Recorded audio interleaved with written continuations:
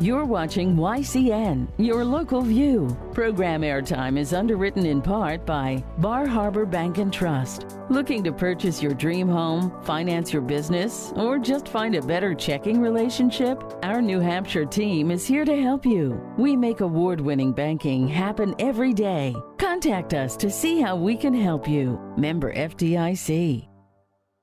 This YCN Game of the Week is brought to you by H.R. Clough and Kearsarge Heating, your local energy specialist, much more than a home heating provider. By Beltates, a full-service building materials store with 10 locations within New Hampshire and Massachusetts. Stop by any location or shop online at beltates.com. By North Cape Design Build, who for over 40 years have crafted beautiful custom homes in the Lake Sunapee area of New Hampshire. La Valley Building Supply, with 13 locations and celebrating over 60 years serving you with quality products and friendly service. By Bubba's Bar and Grill of Newberry Harbor, where Bubba wants you to know we're having a lot of fun. Echo Communications, a digitally integrated commercial printer and mailer located in New London, New Hampshire. Barton Insurance Agency, with quality and competitive solutions for auto, home, business, and life insurance.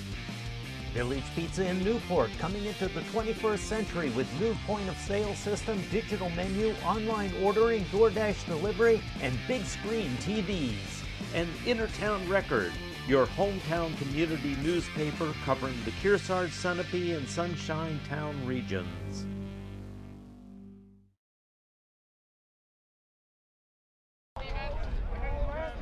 Hello everybody and welcome to the campus of Proctor Academy for the YCN Game of the Week. My name is Berkeley Stevens, happy to be here for tonight's coverage of Lakes Region Lacrosse. Tonight at the neutral venue, it's the Kearsarge Cougars and the Hopkinton Hawks. The Cougars enter at 4-3, hoping to plant themselves among the top contenders in the division with a key win tonight. And the Hawks, standing in their way, are playing some excellent lacrosse to this point in the season, led by Jackson Westover and Merrill Chapin. They come in with a 6-2 overall record and most recently poured in 18 goals in yesterday's win over John Stark. It should be a great one tonight between two of the best in the region. The opening draw is just around the corner. Stay with us here on YCN for the Game of the Week.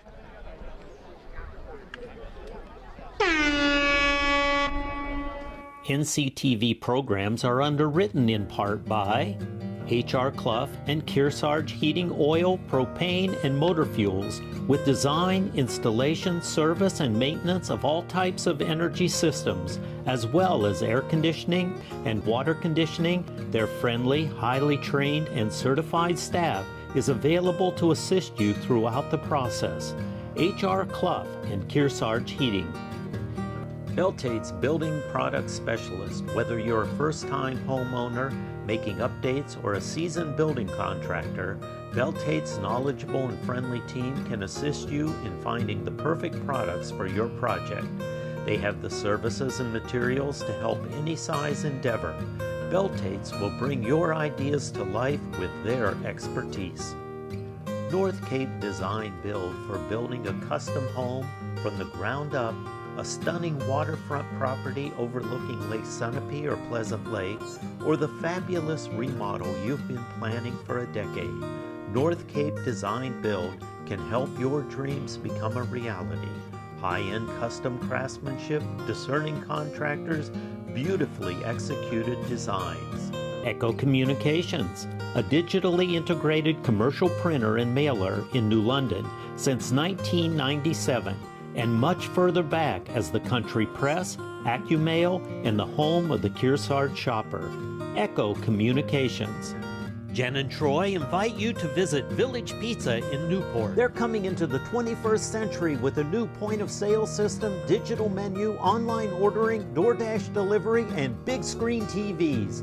It's a community gathering place, whether it's after the game, a performance at the Opera House, or just a date night. Come in for quality food and for the kids, board games, books, and coloring. Village Pizza brings the good old days back into their modernized and fun restaurant.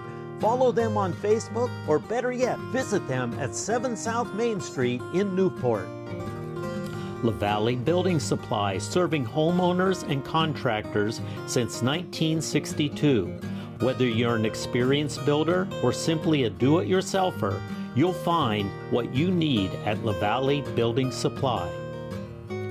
Barton Insurance Agency provides local access to all your business and personal insurance needs, from auto, home, life, to business liability and related needs.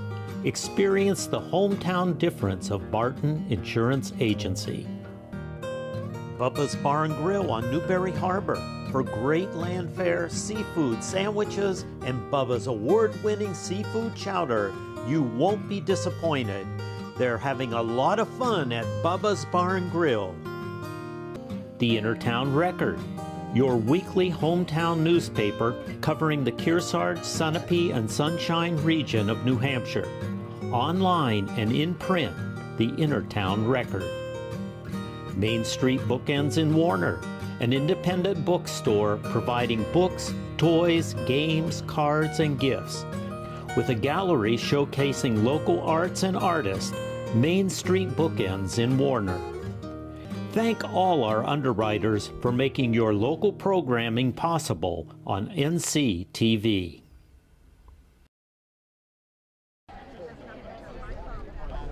And welcome back, everyone, to the YCN Game of the Week. It is the Kearsarge Cougars and the Hopkinton Hawks, a matchup we know so well over the years, but typically on this channel it's football, it's basketball, sometimes it's baseball. Tonight it's going to be boys lacrosse, and it's a great matchup. The Cougars and the Hawks are both pretty well within the pack and the playoff hunt for Division III here in New Hampshire, and it's a good Lakes Region battle. Of course, these are kids who end up playing outside of scholastic lacrosse. They're on similar teams, the kids who all play travel ball, and it's always one of those great local rivalries you love to see.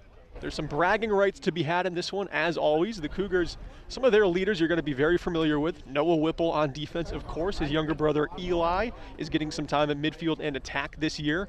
Ollie Smith will be wearing number 16 out there for the blue and gold. He's been having a great year, and Gunnar Benedict, the captain, actually scored a hat trick in the Cougars' most recent win. I've already talked a little bit about the Hawks' heavy hitters, Jackson Westover and Merrick Chapin. In goal, it's going to be Jacob Landman for the Hawks and Brody Malinowski for the Cougars. And again, the Cougars hoping to improve to 5-3, one of those top seeds as we close down this season, head toward playoffs. The Hawks right now, they are a top dog at 6-2, but who doesn't want to be 7-2? Even better heading toward the playoff picture. We've got around 2.5 minutes until the opening draw tonight, folks. Stay with us here on the YCN Game of the Week.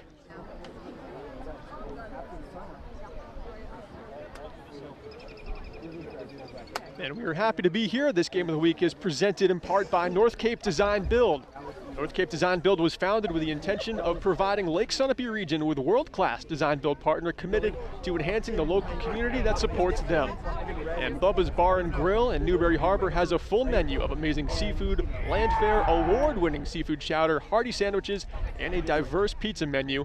They're still having a lot of fun over there at Bubba's. And HR Cloth Kearsarge Heating has full service offerings of all types of energy systems, as well as air conditioning and water conditioning. You can check out their Muddy Paws Pet Wash and Auto Bath Car Wash in Kentucky, New Hampshire, as well as some other locations. Check out their Player of the Game announcement following the end of today's telecast. 90 seconds until we're ready for the opening draw. This one is likely going to be made up by the midfielders in this game. These are two teams that love to score heavily, each of them averaging over 11 goals a game this season, and their defense plays pretty great too. The goaltenders are one thing, but when it comes to the long pole defenders, they can really shut down attackers, at least for both of these teams. They've been having a ton of success to this point. Each team coming into tonight's game averages under 8 goals against, which is a pretty remarkable number. Anytime you're talking about a lacrosse score, anything under 10 is good, anything under 8 is great. And likewise, anything above 10, you got a pretty good offense. Anything above 12, you are cooking. So we should see no shortage of goals tonight, but the defense is going to be pretty tough to get by. Both of these teams are quite familiar with each other, having played, a rivalry, a local rivalry their whole lives. They've seen each other through elementary school, through middle school, through travel ball, and now ready to settle it here on the high school varsity stage at Proctor Academy. You can hear the Hawks getting into this one as they start their pregame chant. And injecting some life into the turf stage here at Proctor. The Cougars are still in their huddle under the scoreboard, just getting in the zone here. Weather is going to be a factor right now. It's just an overcast night, a little chilly evening, but rain should be coming in. The forecast was looking kind of nasty. That can turn the game on its head at any given moment. Once it comes on, you just heard the horn, and we're just about ready for the opening draw. The Hawks are already out there. That's a sign you love to see. Could be a good omen for the green and white. They are ready to go. And the Cougars now trotting over to their bench, geared up, and the starters making their way out there.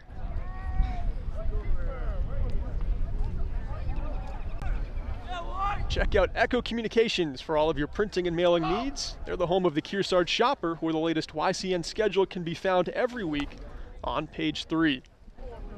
As the captains and some of the starters come in for the opening address.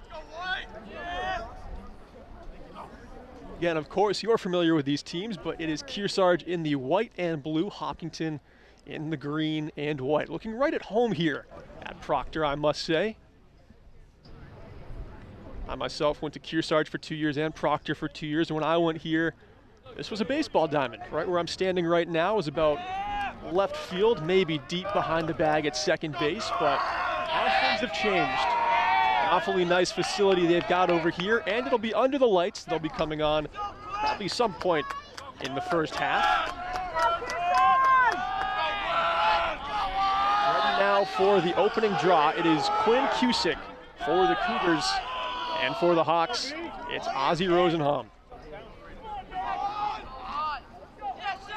Rosenholm and Cusick square up, and away we go.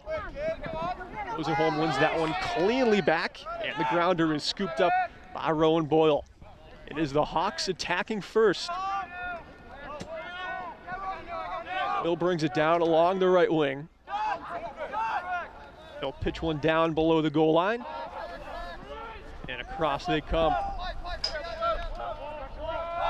Setting it up again at the bottom part of this attacking zone. Moved over now to Ollie Zahn. Boyle with a swim dodge, goes back to his right, checked off once and twice, down he goes. The Cougars fighting for the grounder. It scrambles into the corner, as well as a trio of players still being fought for as it bounces around, and finally a whistle blown for a foul. This one just a minor infraction, a brief stoppage. The Hawks pick it up and they're given some free space. Ball back behind the cage in front, and the centering ball quickly knocked down by the Cougars, picked up by Brody Malinowski. And now it's the Cougars looking for the clear. Is Noah Whipple. Used to seeing him on the hardwood courts, now on the turf. The Cougars trying to set up this attack early. They've worked the ball behind the cage, but now trying to pick up the grounder. Instead, it is scooped up by Caleb Hughes for the Hawks. Long Pullman looking for space. He finds a teammate in Nolan Staples-Roy, and the Hawks get the clear. Making their way through midfield in a hurry. A drive to the right. Here's Chapin. He's one of the goal getters for this Hawks team. He feeds it back. Hawks playing up-tempo, but not firing a ton of shots. They're moving it well, controlling possession. But so far, the Cougars have shut down the lanes. Near side on the goal line, making his way in. Stover. Makes it 1-0. Jackson Westover, as he so often does, opens the scoring for the Hawks. And here's another look at our replay. Crashing through on the goal line, and that heavy overhead shot, such a tough one for a goalie to read, especially if Westover chose to bounce it. But really, Westover right there had Malinowski at his mercy. The attacker just too close to the crease to shut down. Rosenholm taking some checks from Cusick. The Hawks work it below the cage again. Chapin throws one back up top, and we've got a whistle. No foul here, just a stoppage, as some players playing off of this field, just kind of behind the action, had one of their lacrosse balls they were playing catch with just skirt out into the turf. So the Hawks picking possession right up where they left off, top of the zone. It is Boyle with it here, and now Zahn. Zahn being defended by Kinzer, throws one on. Malinowski able to get that one just to the right of his cage. And the Hawks resetting in a hurry here, 9.5 to go in the first quarter. In tight shot, score. It is Hopkinton's Owen Buss. Big Buss 14 makes it 2-0 Hopkinton. 9 minutes 30 to play here in the first quarter. Buss in tight to the crease, overhead shot, and he tucked it just below the crossbar. Malinowski too trying to make a play coming off that near side post. Had to find the shooter in a hurry. Cougars are getting a penalty here. It will be Noah Whipple sitting for 60 seconds. And the Hawks go a man up.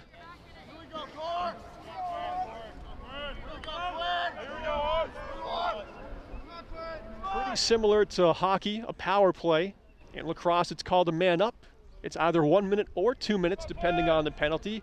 And on a goal, it is releasable. So if the Hawks were to score in the next 60 seconds, Whipple comes out. The Cougars, they would love to strike shorthanded here and make it a 2-1 game. Setting up the offense a man down. They've gotten it just over midfield. Here's Eli Whipple with it, over to the right wing now. Reed Cole Tucker, he put together a nice game against John Stark. Can he get it going tonight? Cole Tucker back up top. Will Spanos with it here. Just killing the clock right now so they can get Noah Whipple back, and the Cougars can set up an attack on even strength. Right now they are just retreating to all the open space as some heavy checks get absorbed here. Caleb Hughes really throwing that stick around. The Cougars, though, just playing this one out of pressure. Noah Whipple's penalty nearly expired, this one being taken down by Reed Cole Tucker. Below the cage, passed back up. Back to even strength now. The ball below the cage. Handled here by Ollie Smith, and up to Eli Whipple. Eli with 2 goals in the Cougars' last game. He and Ollie Smith both put up 2 goals in that one. Rubenberg with a shot that gets denied. Landman gets his first save of the contest. Now the Hawks looking for the clear along the right wing, and some speed bumps here near midfield.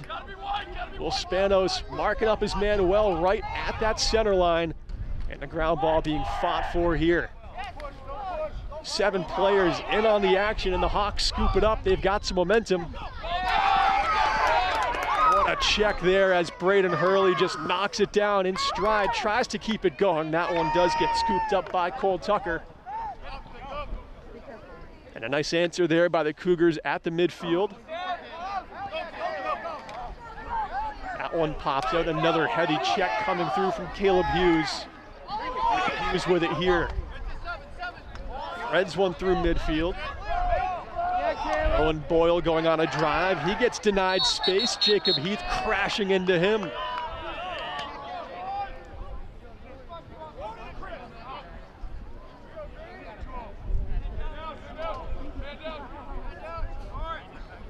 And we've got one against Heath and the Cougars here. Should be 60 seconds on that penalty. The Hawks will be a man up for the second time in the contest. They didn't really get a chance to attack the first time. The Cougars won the opening draw and then just killed the clock for the entire time. But now, a great chance, a man up.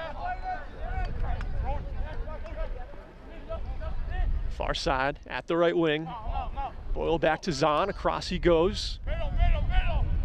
Zahn to Boyle, the two just playing catch, looking for that cutter to come through the middle, near the top of the crease.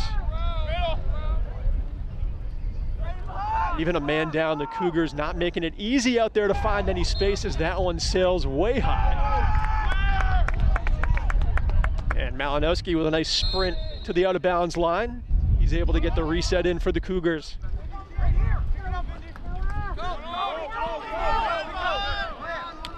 I always like to explain some rules for our more niche sports here on YCN. In lacrosse, if the ball goes out of bounds, it's the player closest to it that gets possession back for his team as that bouncer goes above the bar. Gunnar Benedict, who scored a hat trick his last time out, trying to find his first of the contest here. So you'll often see a shot go behind the goal and the goalie just sprinting behind his own net as fast as possible. It looks so strange to just see a goalie willingly just eject themselves from the goalie position, but that's how it works here in lacrosse. Closest to the ball gets it back for their team. Whipple with a shot, that one is wide. Cougars getting the reset here. Smith passing one out to Cole Tucker.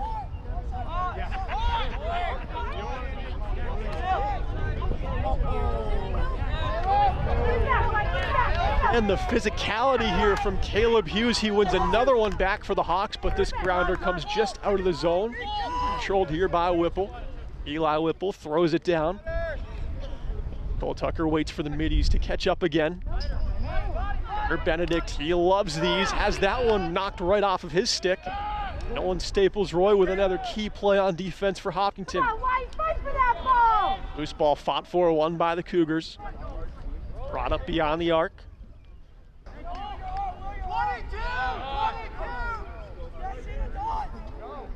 And Cusick here looking for the isolation. Taking a few checks, still has control, splits the defenders. Cusick with a shot and it goes wide. What an opportunity for Quinn Cusick.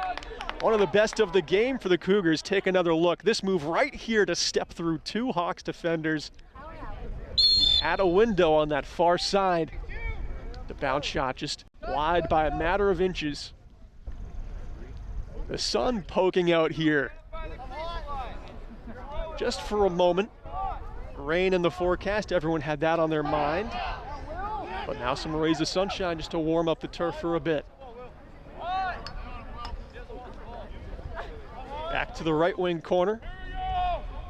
The Cougars center one and it's popped down quickly. Follow-up shot gets knocked aside by Landman. That shot didn't have a ton of velocity on it, but anything that bounces for these goalies is always so tough to read. And you got to figure Hopkinton and Kearsarge both play off grass at home, and the ball bounces much more drastically here off of the turf. And it's a lot more consistent for the shooters too. It's not going to take that awkward hop out to like a side angle or something funky like that. The attackers can really trust the bounce shot here as that one just scrambles toward Landman and he's able to knock it down. That was intended to be a pass, but Landman had to be on his toes right there to make a stop.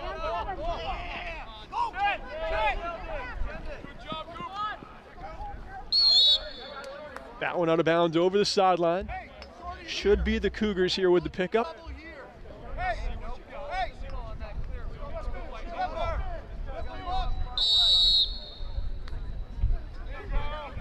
Our scoreboard has lost power, but you got to figure we're in the final 5 minutes or so of this first quarter. Toward crunch time, the Cougars want to find one, and they do. And it's Quinn Cusick with the opener for the Cougars. They make it 2-1. And Cusick, the midi, he was really feeling it on the last drive. A really similar run-up on this one as well, but he had the shooting lane, went with the bouncer. And that's just such a tough one for Landman to dig out. Cusick with a very fine shot. Scoreboard is back on, 3:48 to play in this first quarter. Let's go.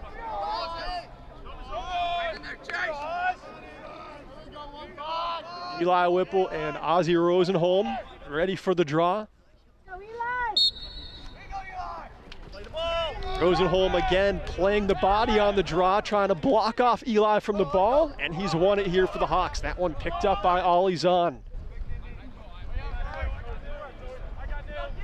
The Hawks always quick to move it behind the cage, trying to shift that goaltender around and keep his back turned to the real threats coming through inside the arc and the top of the crease. Here is Zahn with it again. He'll pitch one down. Moved over here to Westover. Rosenholm against Eli Whipple. Spins back to his left, the ball pops loose. Eli with some great defense knocks down Rosenholm, and we've got a whistle. Hawks will get the ball and position. No foul there. Still even strength. Starting from the near side of the field. Rosenholm over to Zahn. And the Hawks start to rotate. Back to Rosenholm. Trying to eye up a shot, instead feeds one down near the goal line. Now behind the net. Westover with it. Up top he goes. Hedquist with it here. A quiet game from him so far, just the first couple of touches. But I've been told he is a threat on attack. Owen Buss lost the handle there, but the Cougars not able to press up on him. 2 minutes, 20 seconds to go in the first quarter. The Hawks are just taking their time, looking for that perfect moment. Zahn makes his way in, has it on the left. It's checked off his stick, but he picks it up. Button hooking back up top. Rosenholm with it, being defended by Eli Whipple. And Eli is just face marking every Hawk that tries to make their way by him. And he has played shutdown defense at the top of the arc so far for Kearsarge. Here's Westover trying to make a spin move. That pass is a little off the mark low.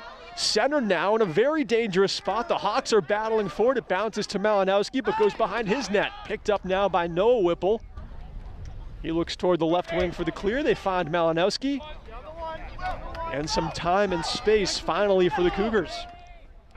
Corey Fleury up through midfield. Spanos continues it. Reed, Cole Tucker below the cage. Ollie Smith battling his defender, curls around up top toward the zone. Back near the goal line now. He's being marked up very well by Braden Crawford. This one skips all the way across the zone out toward midfield. Noah Whipple just backhands it back into the attacking zone. It can be picked up by Noah Rubenberg.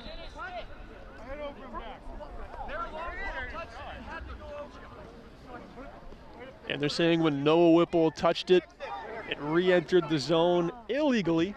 That's the basics, all you need to know. We don't need to go any more in-depth than that. It's a Hawks ball right here at midfield. Under a minute to go in the first quarter. The Hawks with a 2-1 lead. No shot clock here in high school lacrosse. They can have the last opportunity if they want it. It is Westover here on the near side. Top he goes. Boyle sends one down low. That pass gets picked off. Aiden Ruckman with a great interception, and he turns on the Jets. Ruckman going across here. Gunnar Benedict.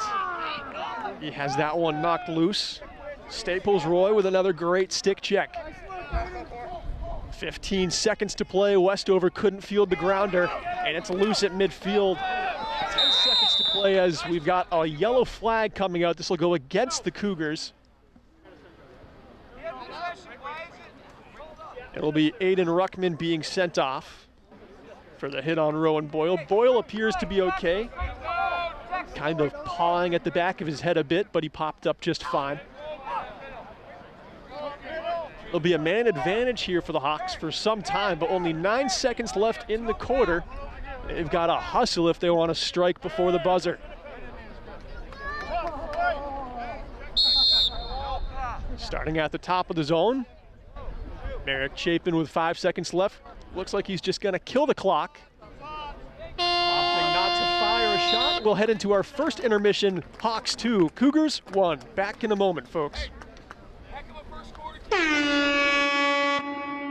This YCN Game of the Week is brought to you by HR Clough and Kearsarge Heating, your local energy specialist, much more than a home heating provider.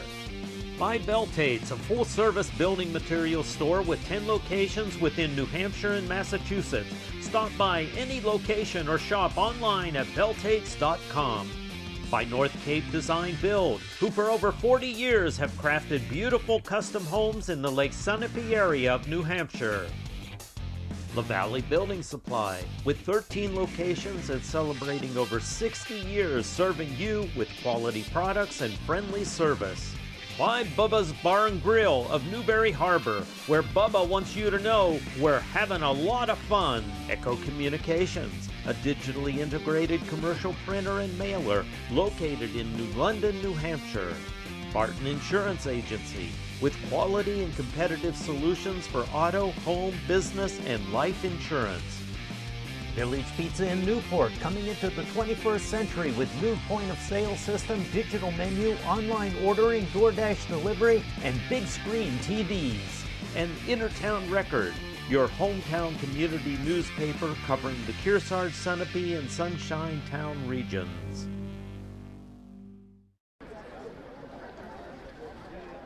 And welcome back, everybody. Berkeley Stevens here, coming to you from Proctor Academy, the neutral site for the YCN game of the week. It's the Kearsarge Cougars and the Hopkinton Hawks. The Hawks holding a 2-1 lead over these Cougars with goals from Owen Buss and Jackson Westover. For the Cougars, it was the captain, Gunnar Benedict, to find the back of the net. The Kearsarge Cougars only with 2 shots to this point, and just one that found the target. Of course, it was Benedict's shot for the goal. The Hawks, they've put a handful of shots on target, 5 so far this game, but just playing great possessive lacrosse right now. The Hawks have been on the man-up advantage a few times so far in this game, and control has always been the name of the game for them. Time of possession in the attacking zone for these Hawks is going to be the key to victory. The Cougars can score when they shoot, but so far they haven't really had the ball that much in the attacking zone. Just so much of this pace controlled by Hopkinton. However, Kearsarge are starting to sharpen up, especially in the second half of that first quarter. Things looked pretty even. The Hawks had early momentum thanks to those early goals, but Kearsarge has mounted a pretty appropriate response given the circumstances. This game coverage is being brought to you in part by LaValle Building Supply. With 13 locations in Vermont and New Hampshire, check out their kitchens and take a look at all of their products at lavalles.com. And Village Pizza in Newport is coming into their 21st century with a new point-of-sale system, digital menu, online ordering, DoorDash delivery, and big screen TVs. Follow them on Facebook to keep up. That's Village Pizza in Newport. Underway again. The Hawks with it in the attacking zone. They are currently a man up for another minute and a half. Nice pass down low. Buss loses possession and regains it. Zahn gives it back up top to Boyle. Down low, far side, behind the cage. Zahn with it, pulls the trigger wide left of the target. That one missed by a few feet, but Zahn took the chance. Anytime an attacker has a lane like that, you want them not to hesitate at all, and Zahn certainly did not waste a moment of time between receiving the pass and pulling the trigger on the shot. And he's got it again here, driving to his right. Zahn gets marked up by 2 Cougars and gives it off to Boyle up top again. Boyle passes one down to Westover. Shrugs off a couple of Cougar defenders, but his pass sails above everything. Reset in this near side corner by Hopkinton. Chapin goes with a swim dodge and a centering ball that's scored by Owen Buss. Over the top again. The play made up here by Merrick Chapin, though. What a beautiful move to spin off his defender, and then a perfect pass right on the laces of Buss's stick, and he finds the twine to make it 3-1 Hawks.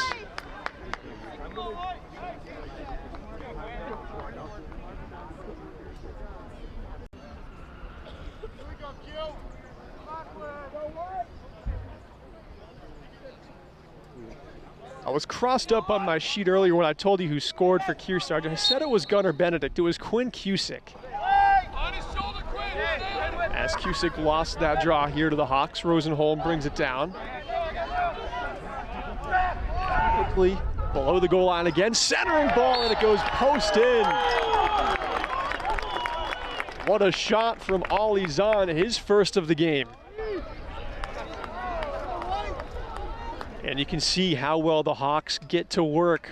Once they've got the ball below the cage, Malinowski has to turn his back to what's in front of him. Zahn closes in, and from the top of the crease, puts that one right post and in. 4-1 Hopkinton, just like they did in the first quarter. They get a pair of goals early on here in the second. This draw gets pushed forward by Cusick. Pops out of his stick, he recovers.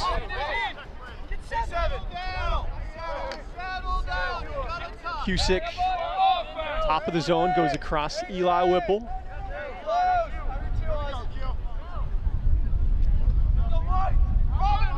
Kearsarge taking their time to close in. And you can see the stark difference in attacking strategy. Hopkinton would have had this ball below the cage now. They do it every single time on attack. And the Cougars now move it down there. This is where you can start to rotate. This is where you can start to open up opportunities through the center. You want to turn those defenders around and make them blind to those attackers at the top of the zone. Eli Whipple backs off of his drive, surveys the field in front of him, and goes again. On his right, his shot gets shut down. Jacob Landman seeing that one all the way into his own webbing, and Landman brings it up unpressured.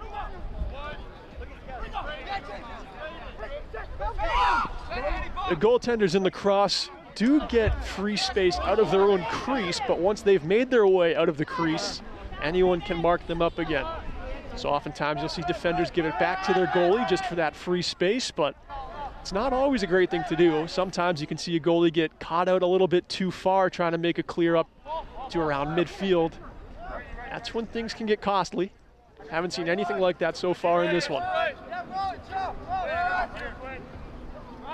Hawks whipping it around right now. Westover up top. Crank shot goes above the bar. Boyle letting one loose that time.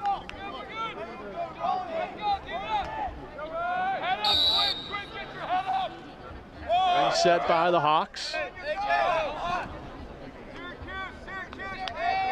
Skelding backed off of his drive. Now it's Boyle again with it on the right. Makes a move back to his left, swim dodges back this way once more and puts it down below the cage. Bus continues the cycle on to Westover.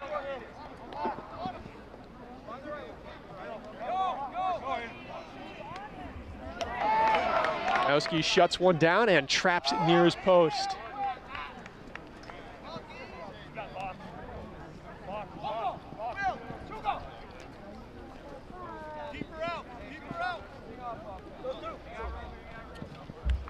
No pressure at all. Malinowski will take this one over midfield, and now the goalie's getting a bit aggressive as Malinowski hustles back to his territory. Just under 8 minutes to go here in the second quarter. Hopkinton front by 3.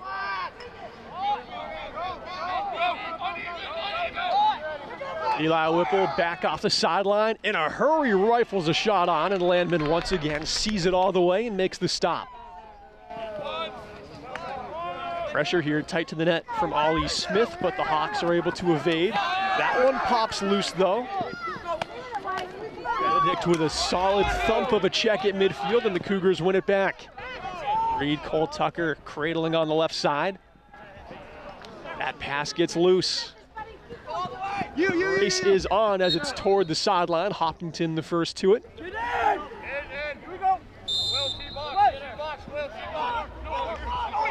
One bus setting one up here for Merrick Chapin. In tight, Malinowski shuts one down from Westover. Might have missed the target there.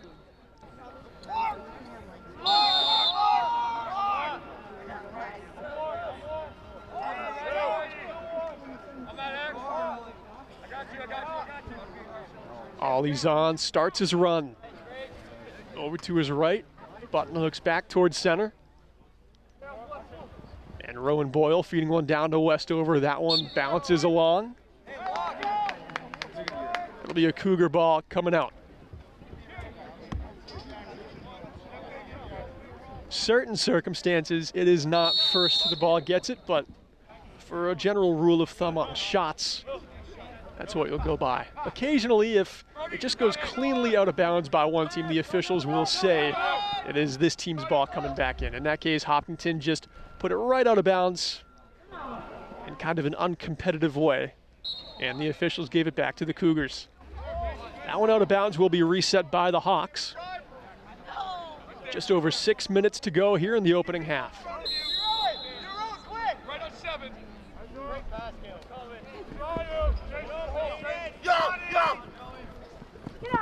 At midfield, Rowan Boyle takes a check, picks up the loose ball.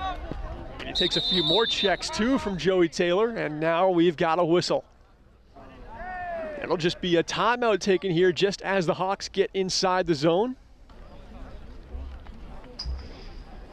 Tune in on the first Thursday and Friday of the month for Cougar Chronicle at noon and 7 p.m. to hear the latest happenings in the Kearsarge School District.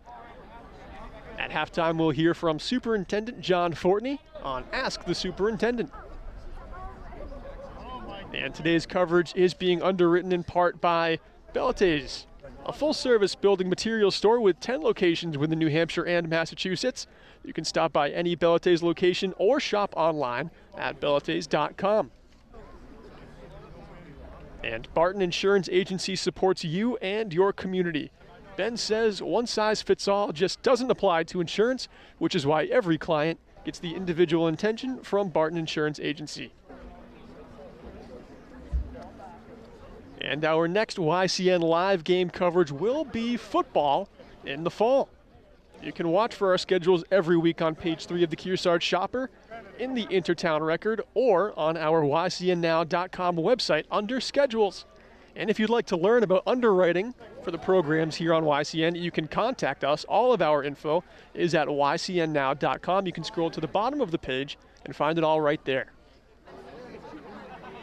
Just about to be coming out of the timeout here. We will pick things up with 5:54 on the clock.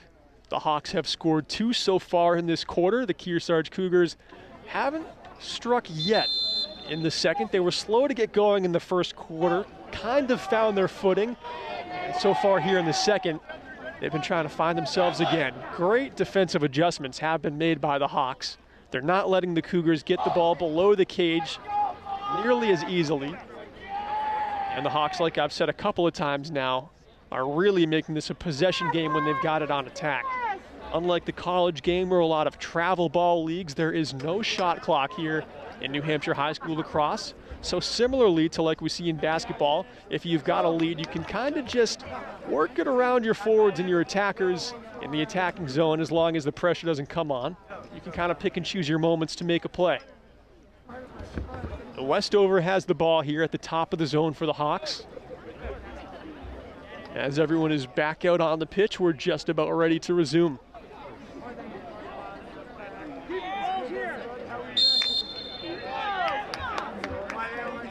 And we're back underway. Westover is hungry for a goal, and he goes right to the moves, gets that one below the cage again, and the Hawks whipping the pill around as fast as ever.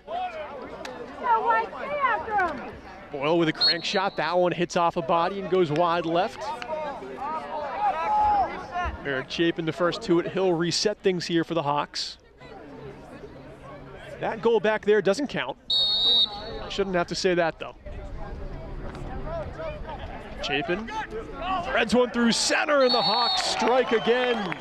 It's Owen Buss to complete the hat trick. And this is the third goal Chapin has set up from behind the cage. He is the facilitator. Goes right against Noah Whipple there on the isolation. And that centering ball, once again, perfectly placed right on the laces of Owen Buss's stick. An easy one for him to find the back of the net with. 5-1, the Hawks extend their lead as we're ready for the next draw. False start there by the Cougars. The Hawks get the free draw win.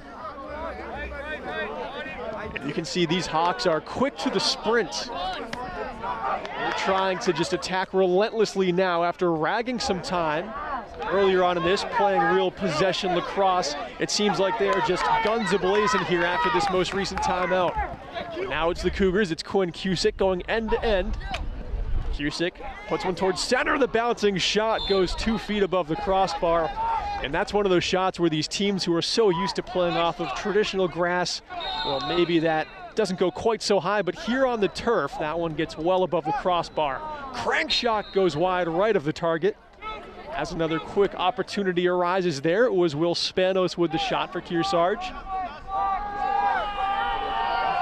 Both of these teams now, the motor is cranked up a little bit higher.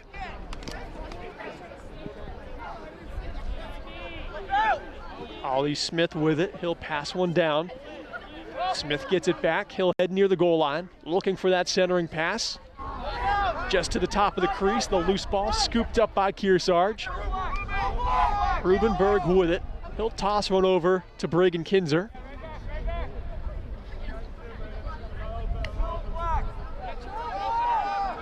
And at the top of the zone here, the Cougars tried to start a rotation, looking to open up something here through the middle. Reed Cole Tucker marked up well by Caleb Hughes, and Caleb Hughes, the long pole defenseman for the Hawks, has just been a monster in this one. In front of the net, it's a battle. The ball being hung on to by Bragan Kinzer. He's got to pass that one away. It goes over the sideline. It'll be a Hopkinton ball coming out.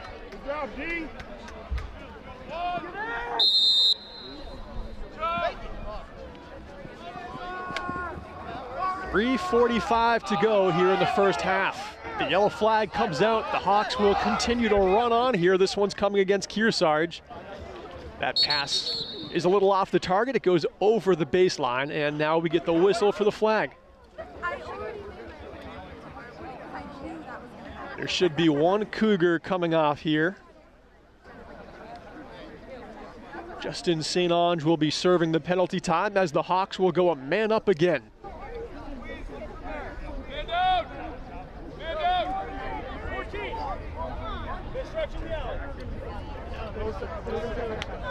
Hopkinton with a man-up goal already in this game. They've had 4 opportunities. The Cougars have killed off 3 of those. This is a good one for the Hawks here, starting with clean possession in the attacking zone. It is Boyle, and now Zahn. Near side goal line, bounced back up to Zahn.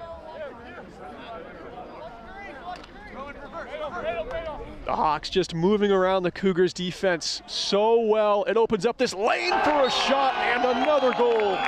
Merrick Chapin finally finds one himself. He's assisted so many this game, and look at how the passing opens up the opportunity. He gets it back right here, and you can see Noah Whipple. He bit on the pass, it opened up the lane. And just a beautiful shot from Chapin.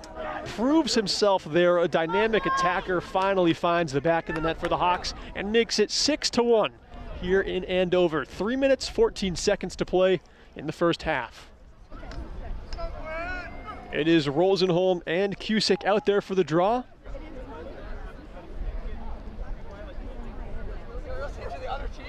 Our officials chatting with Cusick here.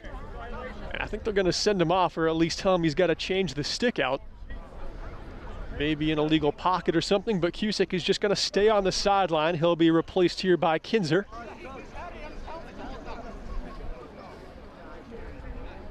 Not sure if it was Cusick's stick or something in his helmet. I only heard a little bit of chatter and tried to make out what I could see from what our official was motioning to Cusick, but some sort of equipment that one of our refs did not take too kindly to. Anyway, these kids have plenty of gear. I'm sure we're going to see Cusick back out there with whatever equipment he needs.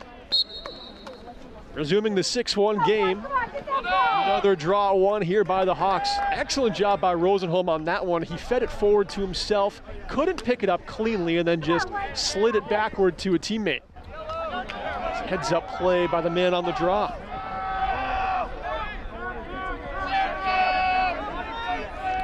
The Hawks sprinting around all over. Jackson Westover shrugs off a couple of checks and moves it down. That one knocked loose by Noah Whipple, and he gets it to his goalie.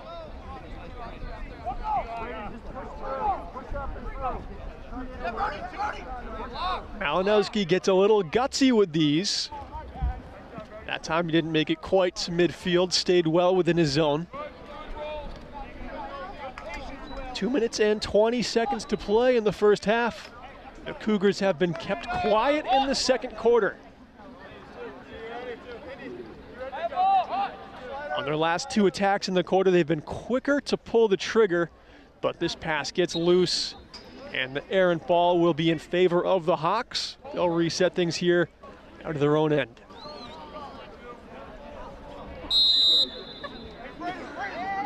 And And even 2 minutes on the clock now as the Hawks look to clear it out along the near side of the field.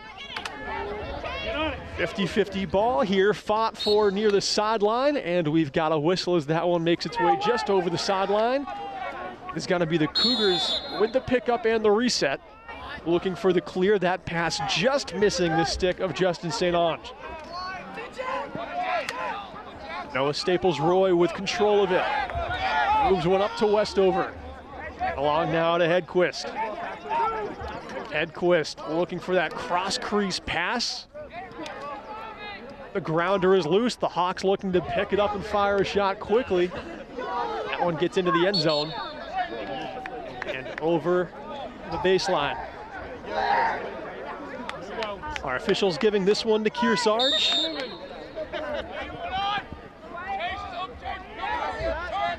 Ruckman with it. He begins his run up the right wing over midfield. Bolting his way by, Ruckman trying to feed a pass back towards center, and he had his stick knocked right as he was trying to make that pass. Another grounder picked up by Staples-Roy. He gets cross-checked from behind, and I think we're going to have a penalty against Kearsarge again here. And this has been a lot of the game for the Cougars. They're a man down, sending off a good one in Ollie Smith.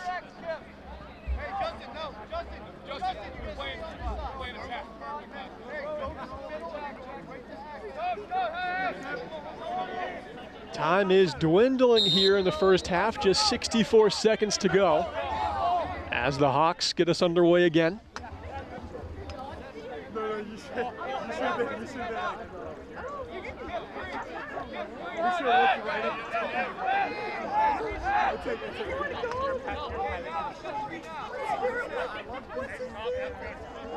At the top of the zone, the Hawks continue to just possess this one.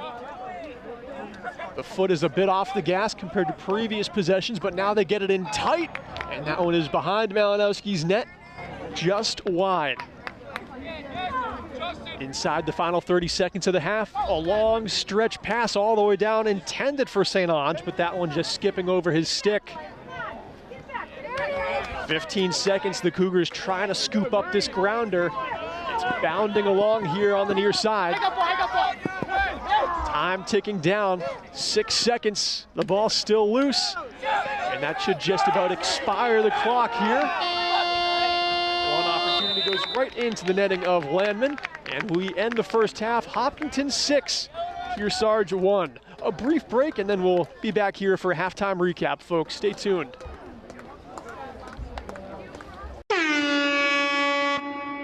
NCTV programs are underwritten in part by H.R. Clough and Kearsarge Heating Oil, Propane, and Motor Fuels, with design, installation, service, and maintenance of all types of energy systems, as well as air conditioning and water conditioning. Their friendly, highly trained, and certified staff is available to assist you throughout the process. H.R. Clough and Kearsarge Heating. Beltate's Building Product Specialist. Whether you're a first-time homeowner, making updates, or a seasoned building contractor, Beltate's knowledgeable and friendly team can assist you in finding the perfect products for your project. They have the services and materials to help any size endeavor. Beltate's will bring your ideas to life with their expertise. North Cape Design Build for building a custom home from the ground up, a stunning waterfront property overlooking Lake Sunapee or Pleasant Lake, or the fabulous remodel you've been planning for a decade. North Cape Design Build can help your dreams become a reality.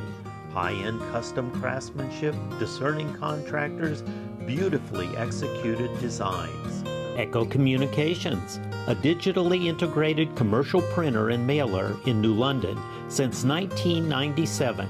And much further back as the Country Press, AccuMail, and the home of the Kearsarge shopper. Echo Communications. Jen and Troy invite you to visit Village Pizza in Newport. They're coming into the 21st century with a new point-of-sale system, digital menu, online ordering, DoorDash delivery, and big screen TVs. It's a community gathering place, whether it's after the game, a performance at the Opera House, or just a date night. Come in for quality food and for the kids, board games, books, and coloring. Village Pizza brings the good old days back into their modernized and fun restaurant. Follow them on Facebook, or better yet, visit them at 7 South Main Street in Newport. LaValle Building Supply, serving homeowners and contractors since 1962. Whether you're an experienced builder or simply a do-it-yourselfer, you'll find what you need at LaValle Building Supply. Barton Insurance Agency provides local access to all your business and personal insurance needs, from auto, home, life, to business liability and related needs. Experience the hometown difference of Barton Insurance Agency. Bubba's Bar and Grill on Newberry Harbor for great land fare, seafood sandwiches, and Bubba's award-winning seafood chowder. You won't be disappointed. They're having a lot of fun at Bubba's Bar and Grill. The Intertown Record, your weekly hometown newspaper covering the Kearsarge, Sunapee, and Sunshine region of New Hampshire. Online and in print, the Intertown Record. Main Street Bookends in Warner, an independent bookstore providing books, toys, games, cards, and gifts. With a gallery showcasing local arts and artists, Main Street Bookends in Warner. Thank all our underwriters for making your local programming possible on NCTV. And welcome back, everybody. Just a halftime recap for you here from Proctor, the neutral site for tonight's boys lacrosse game between Kearsarge and Hopkinton. Hopkinton outscored Kearsarge 4-0 in the second quarter. They lead this game 6-1. The Hawks' Owen Buss has already completed a hat trick. Ollie Zahn and Jackson Westover each have 1 goal, and Merrick Chapin has 3 assists and scored the Hawks' most recent goal. For Kearsarge, their lone goal comes from midfielder Quinn Cusick back in the first quarter, and their offense has been shut down in the second quarter in large part thanks to number 8 on the Hawks, Caleb Hughes, playing great physical defense with the long pole stick as well. 5 minutes, 45 seconds left in intermission. We'll have the second half of action after this break, and the third quarter. Before we begin, we've got a word from LaValle Building Supply and a graduation message for seniors by Superintendent John Fortney of Kearsarge. You're watching YCN's Game of the Week.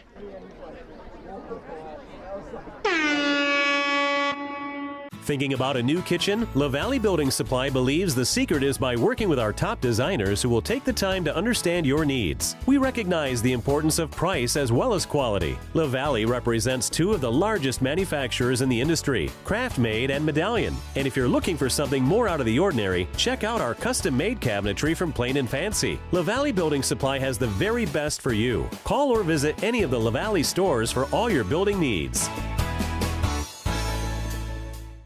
Welcome back to Cougar Chronicle. It's my favorite time of the show. He asked the superintendent segment. Absolutely. So I was hoping you would be inspired to not ask me, but not so much. Never. Well, I have to tell you, be a little selfish here. So the year was 2009, and my son was graduating from Kearsarge High School, and the superintendent at the time, Jerry Frew, approached me about, do you want the kinders to sing patriotic songs to the high school? And I said, oh, what a great opportunity. Yeah. So over the years, this wonderful tradition has continued at graduation. And oftentimes I get credit. It was not me.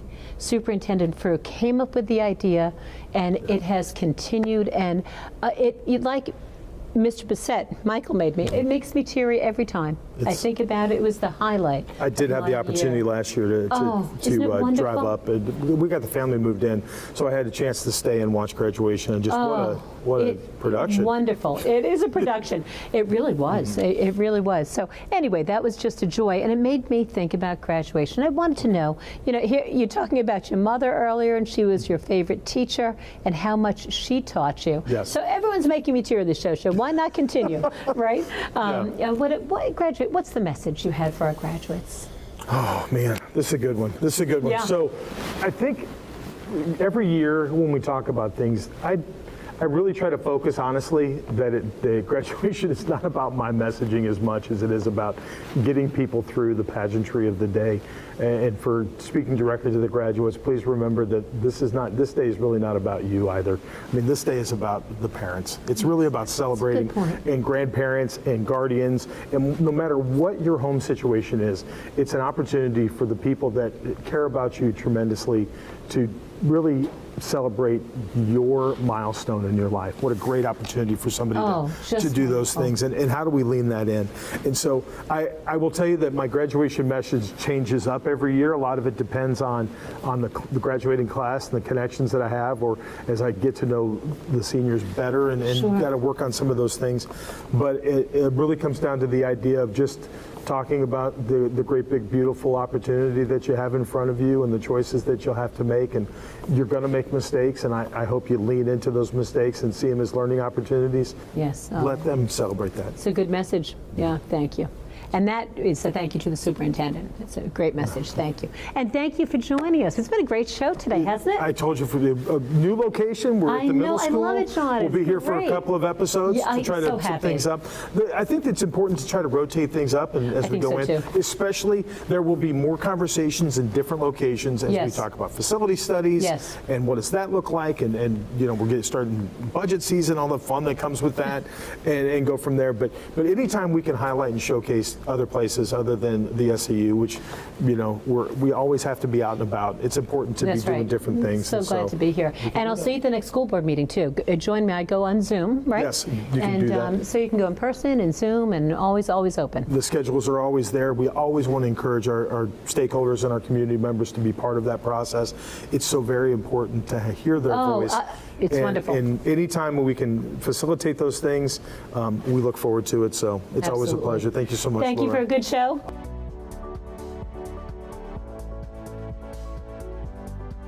You're watching YCN, your local view. Program airtime is underwritten in part by Bar Harbor Bank and Trust. Looking to purchase your dream home, finance your business, or just find a better checking relationship? Our New Hampshire team is here to help you. We make award-winning banking happen every day. Contact us to see how we can help you. Member FDIC.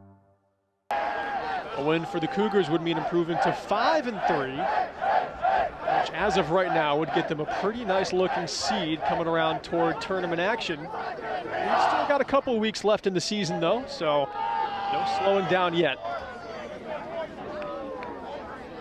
One thing here with high school lacrosse, the rosters are pretty big if you can't tell, and in high school sports, rosters change a ton. I actually had to do some homework here when I got to the game, matching up names and numbers. And sometimes it's not always easy, but these two teams were very nice, cooperating very well. The Kearsarge coach is helping me out. And Hopkinton, they've got a guy by the name of Shane Smith, who I think has a broken wrist right now. He typically plays, but today his job was to help me figure out who on the Hawks is good and what's their number. Heavy play here at midfield as the physicality ramps up immediately after the opening draw. Rosenholm with the ball here. He'll pitch one down low. And the Hawks quickly get it behind the cage. And that's the thing when you try to set up the attack behind the net.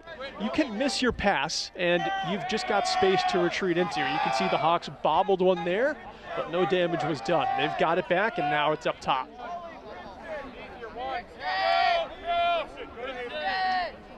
Boyle's got the ball. He'll send one back towards center. And then Skelding with it. Bouncing one toward the top of the arc. The grounder won by the Cougars. Reagan Kinzer with the pickup. And Kinzer shoulders off 2 checks, and he's muscled over the sideline. Jackson Westover with a great shoulder check has won the Hawks the ball back.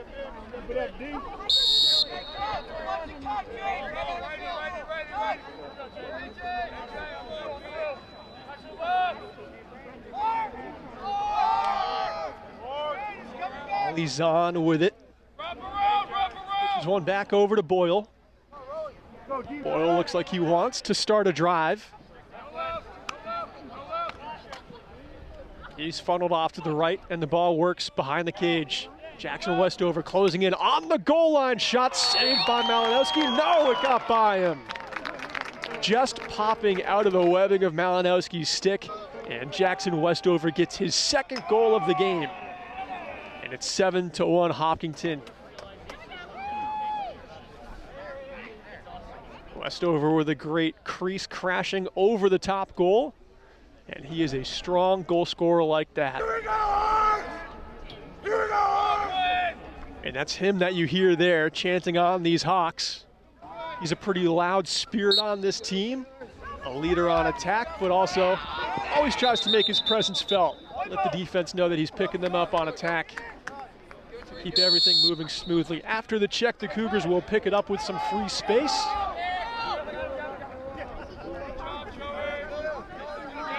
And beginning their first attack of the second half.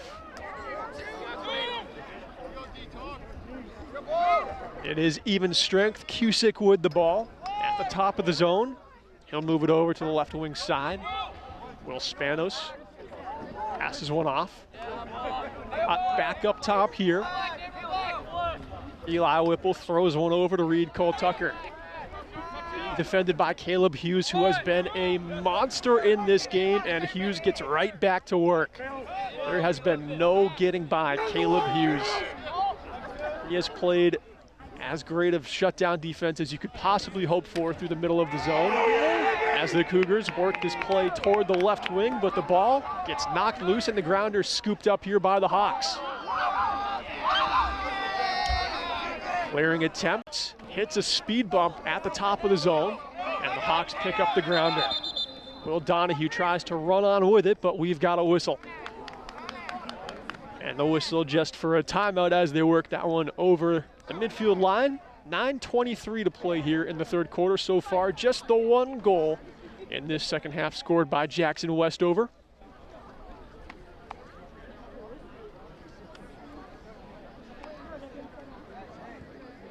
North Cape Design Build is one of our underwriters for today's game.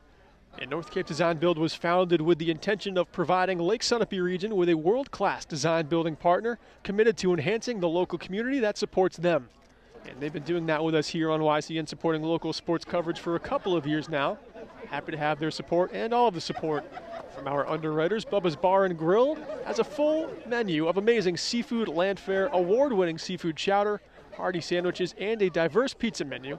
And they're still having a lot of fun over there at Bubba's, right there on Newberry Harbor. HR Cloth Kearsarge Heating has full service offerings of all types of energy systems, as well as air conditioning and water conditioning. And you can stay tuned for our player of the game announcement presented by HR Cloth Kearsarge Heating. That'll follow just at the end of today's telecast. Right now I've got a couple of front runners in mind, guys filling up the goal sheet. And Caleb Hughes, of course, he's not going to score many goals or rack up many assists, but what he's doing on defense for the Hawks is definitely not going unnoticed by this broadcaster. Out of the timeout, we are about ready to resume.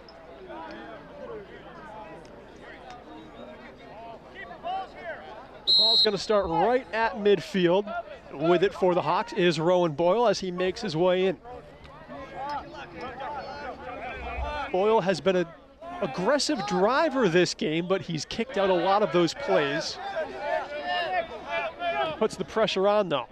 Here is Westover, the most recent goal scorer. He backpedaled out of his first drive, didn't like what he saw.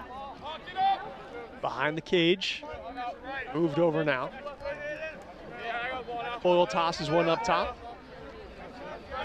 Edquist keeps it going over to Westover. Westover going to wrap around the cage, moves it along to Boyle. Squaring up and isolating his defender, gives it up top instead.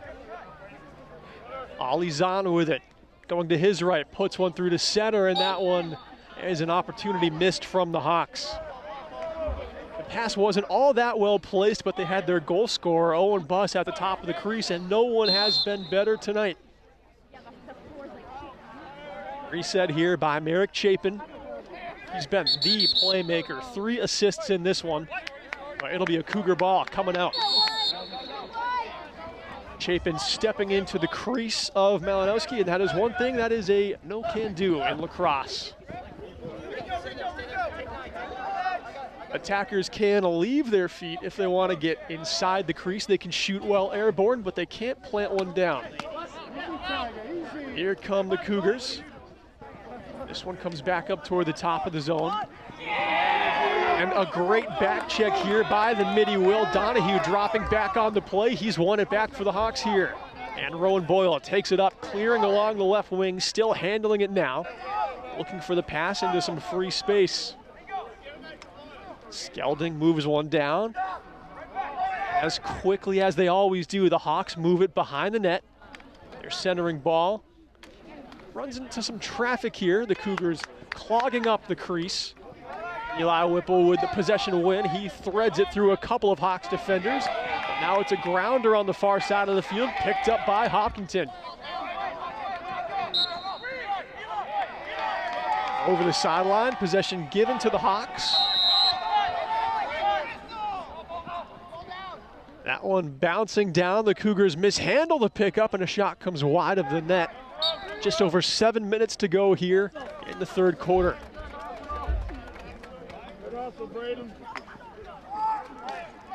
Brody with good hustle there to get out of his net, trying to get the reset back for the Cougars, but he lost the foot race to Westover. And the Hawks get it going again.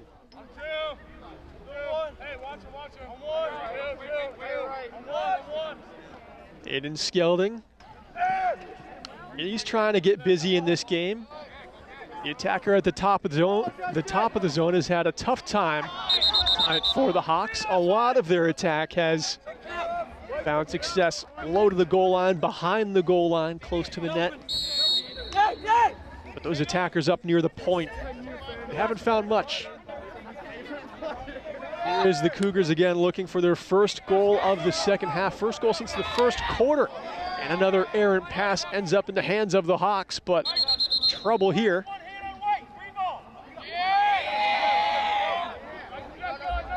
An infraction there called against Gunnar Benedict. The Hawks given possession back.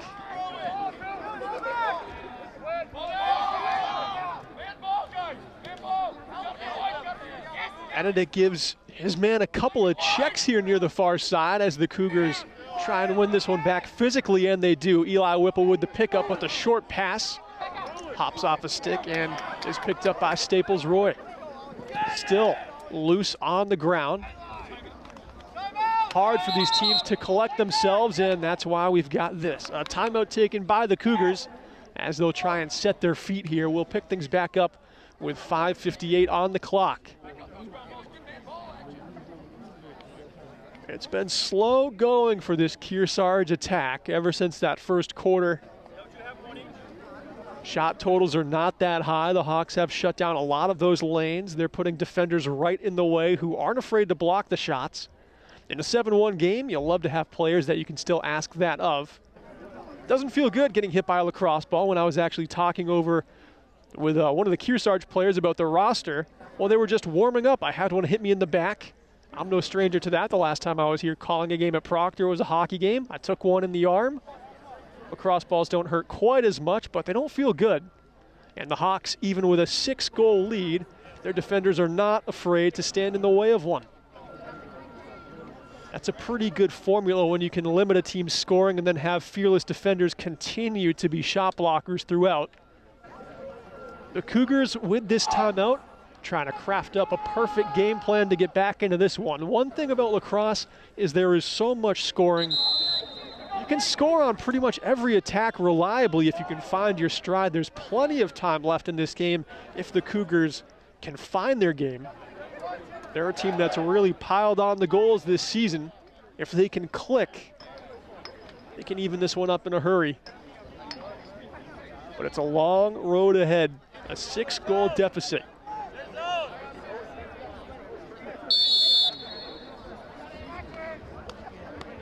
Cusick gets us going again as he brings this one down the left wing before curling back towards center. Splits a pair of Hawks defenders, looks for the shot, and bounces one wide right.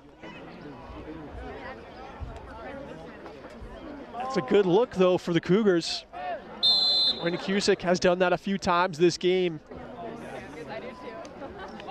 He's able to go against that double team and somehow find a lane. That play gets broken up by the Hawks behind the net.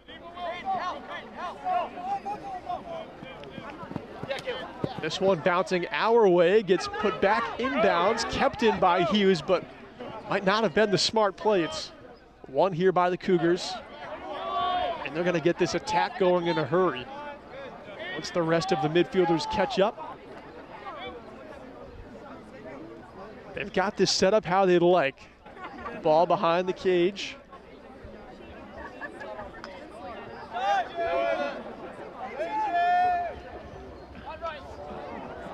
And sloppy passing by the Cougars. It bites them again. The Hawks trudging on. Westover to the top of the crease, and a shot that goes wide left.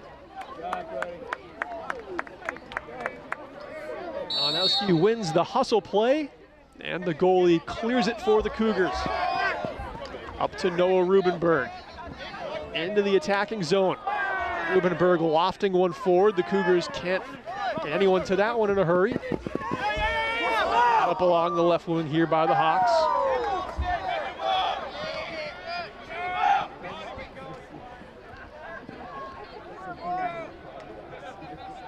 Near the goal line and now behind it. 4 minutes, 15 seconds on the clock here for the third quarter. The Hawks looking to strike again. They've scored 5 unanswered goals. And Westover here has started to really put up some offensive firepower. There's a crank shot that Malinowski might have gotten a piece of. And it will be a Cougar ball coming out.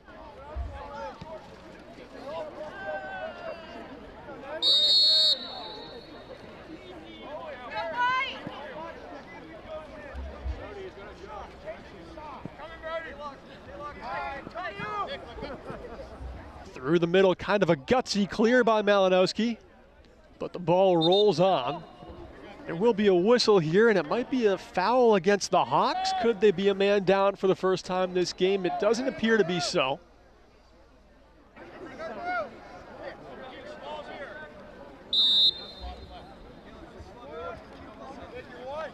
It's not just the defense, it's not just the goal scoring, it's also the discipline for this Hawks team. Keeping us at even strength or being on the man-up advantage themselves. Doing themselves all the favors. All the little things are coming together very well for this Hawks team this season. Physical play being made here by Donahue. He takes a tumble but moves it forward. Shuffled along the turf, picked up by the Cougars.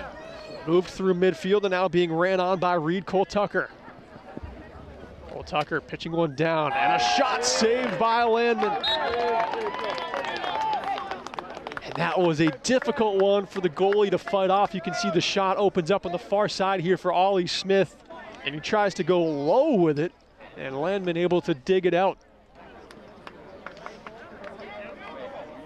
5 saves for Landman in this one so far. His stats are looking great this year. Goals against average under 6 in the games that he's played. Save percentage well over that 50% mark.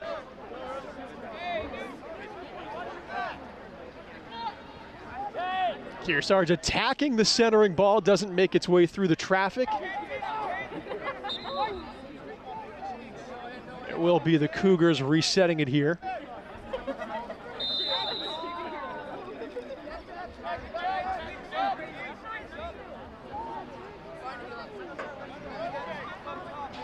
Gunnar Benedict passes one up top and receives it back. Benedict all the way to the point here to Cusick.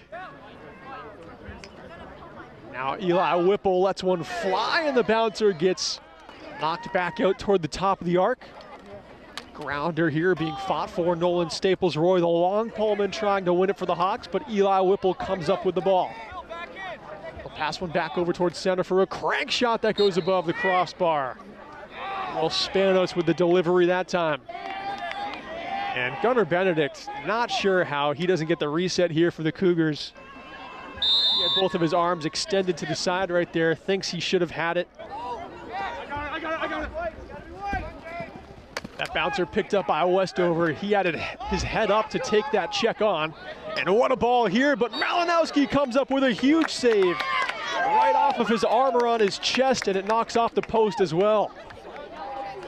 Down low, the shot comes from Boyle, and Malinowski, just with a fearless play, positions himself in front of it. The Hawks strike almost immediately. It is Ollie Zahn. Right off the inbound reset, Zahn gets his second of the contest. And he didn't even really set his feet to square back up to the net, just kind of received that pass and shot it from basically behind his head. Not quite behind the back, but an awkward spot for Zahn to pull the trigger from. And he's able to execute well to get it by Malinowski. 8-1. 6 unanswered goals for Hopkinton. A minute 43 to go here in the third quarter as another draw gets won by Rosenholm, but he's bobbled it. Has to recover here. The whistle gets blown.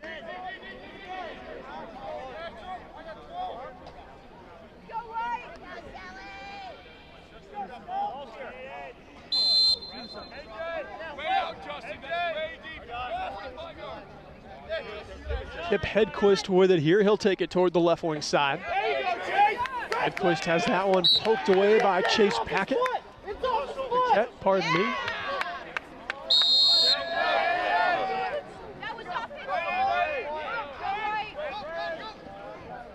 And Zahn, the goal scorer, with it.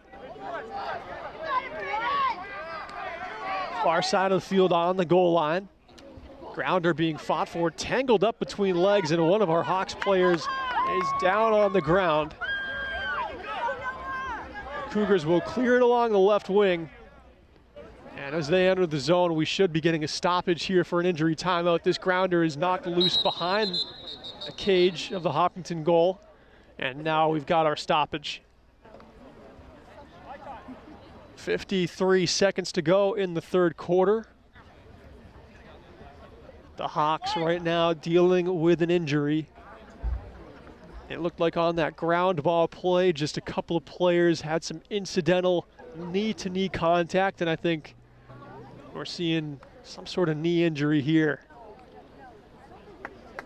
It was Owen Buss who has been so good for the Hawks in this game.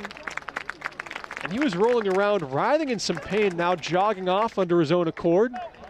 That is a great sign to see for the Hawks, because it really seemed to be a leg injury that Buss was dealing with, but trotting off the field just fine, not hobbling or anything.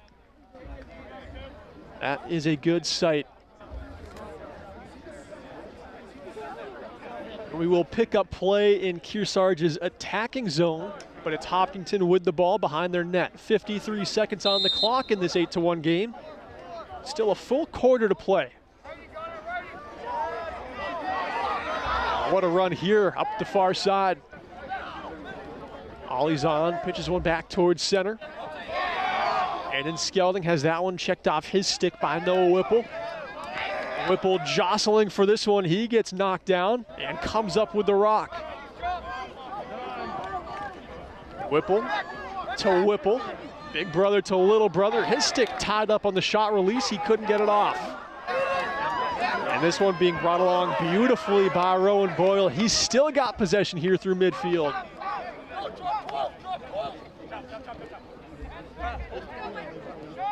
Boyle will take this one down below the goal line himself. Now coming above the goal line, closing in. And that one pops out of the pocket. The horn sounds, the Hawks taking an 8-1 lead into the final quarter. We'll be back in a minute with the YCN Game of the Week. This YCN Game of the Week is brought to you by HR Clough and Kearsarge Heating, your local energy specialist, much more than a home heating provider. By Beltates, a full-service building materials store with 10 locations within New Hampshire and Massachusetts. Stop by any location or shop online at beltates.com. By North Cape Design Build, who for over 40 years have crafted beautiful custom homes in the Lake Sunapee area of New Hampshire. La Valley Building Supply, with 13 locations and celebrating over 60 years serving you with quality products and friendly service.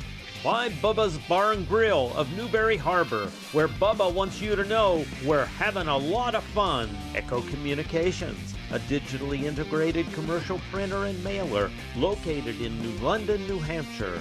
Barton Insurance Agency, with quality and competitive solutions for auto, home, business, and life insurance. Village Pizza in Newport, coming into the 21st century with new point-of-sale system, digital menu, online ordering, DoorDash delivery, and big screen TVs. And Innertown Record, your hometown community newspaper covering the Kearsarge, Sunapee, and Sunshine Town regions.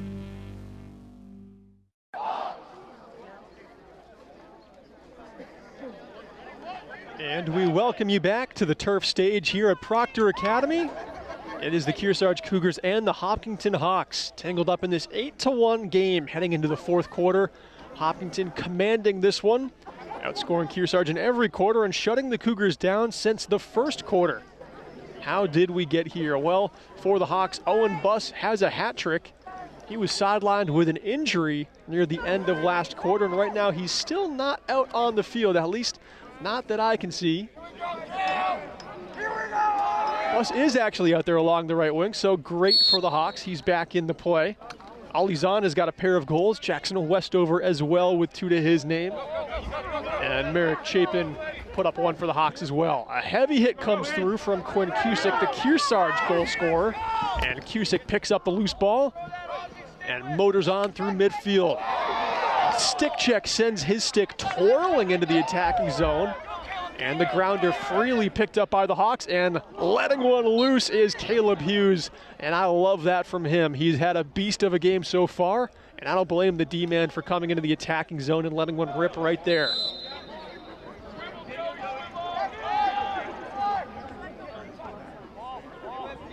Errant pass skips through the legs of one of our Hawks midfielders, but it is picked up at the point. Chip Hedquist driving in on his left, bouncing one that goes way above the bar. And time again, it seems like we're seeing these players used to playing on grass, skipping that way high off the turf here. This one behind the net. Chapin tries to go 5-hole, and Malinowski shuts it down. The Hawks win the foot race. They're awarded the reset.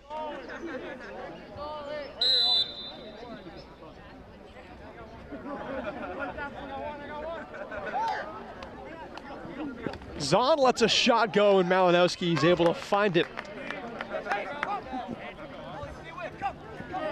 A long clearing effort all the way down toward midfield, and Ali Zahn all over it. Gets it going again for the Hawks. Owen Buss centering ball. Westover rips one straight to the twine. Jackson Westover completes the hat trick, and what a pretty sequence this is for the Hawks. Zahn sets it up down low to Owen Buss. He's been a goal scorer. You gotta respect him, but he gives it off instead to Westover. And he just unleashes that cannon of a shot. 9-1 Hopkinton here, 10 minutes, 17 seconds to play in this one.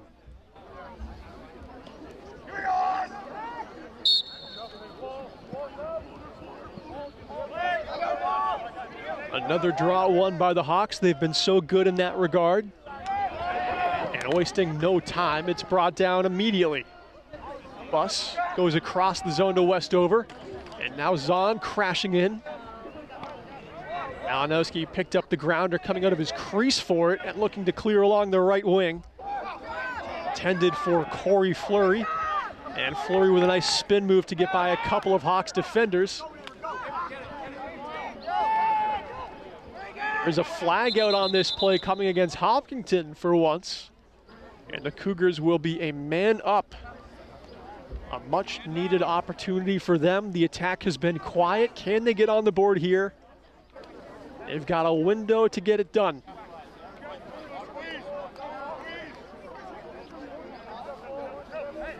Looks like it'll actually be Fleury serving the penalty time. And the penalty against Kearsarge. There was a lot of contact on the far side of the field. We're kind of away from that play, but From what I saw, I thought Fleury was the one who took the hit. That should have been the foul, and Fleury right now is even holding his right forearm because he really took a whack to it. But it's a man-up advantage for the Hawks again. It's probably the 7th or 8th time they've been a man-up in this game. They've struck on 2 of their man-up chances. And anytime they get one of these opportunities, they make the most of the extra space, trying to pass it with a little more extra speed, extra pace, but Noah Whipple reads it well that time for the Cougars. And he moves it along. In tight to the goal line, that ball bouncing along for Reed Cole Tucker. A grounder won by the Hawks, but they're not out of danger yet. The rain beginning to trickle down here onto the turf could speed things up here. Centering ball, down low, Westover. Goal number 4, Jackson Westover. He continues to get to that gritty area right at the top of the goal crease. His timing is so good. He just inches his way close. Gets some separation from him and his defender. And just great instincts from Westover here in the second half especially.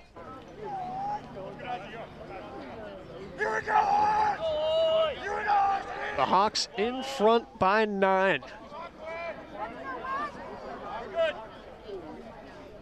Westover now leads this game in scoring after that one, his 4th of the game.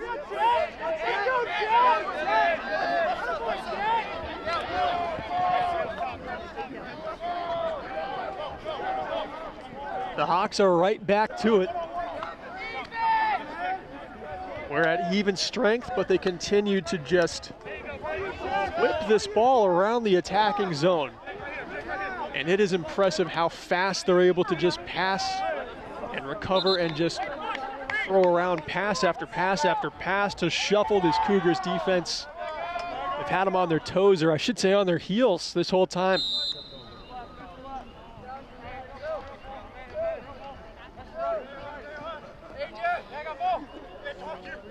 Edquist at the point, passes one over.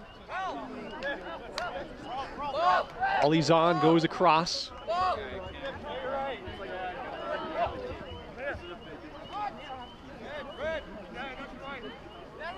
Below the goal line they go again. Buss moves it over to Westover. Westover with his sights set on the net, instead passes that one off to Hedquist. Hedquist down low, Zahn doesn't shoot.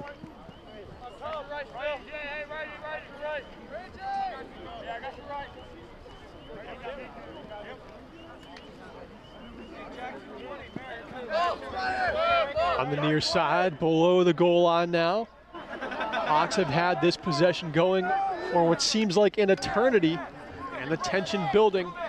As Westover shuffles back, the rain is really starting to come down harder and harder here. In Andover, you can start to see it on the far side of the field near the lights. The Hawks are closing in.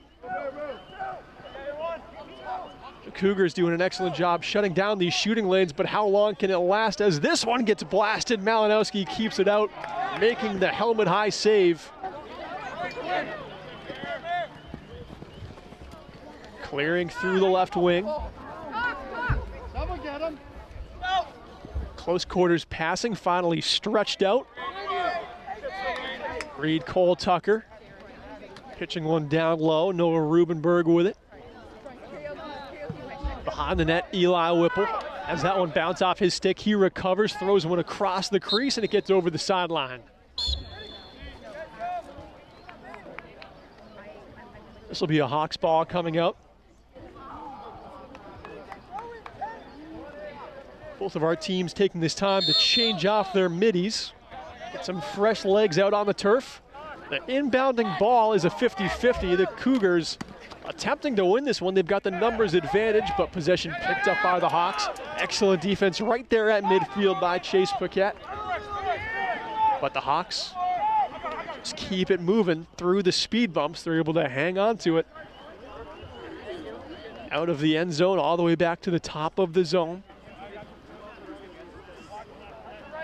Boyle starts his run. Feeds one down low to Westover.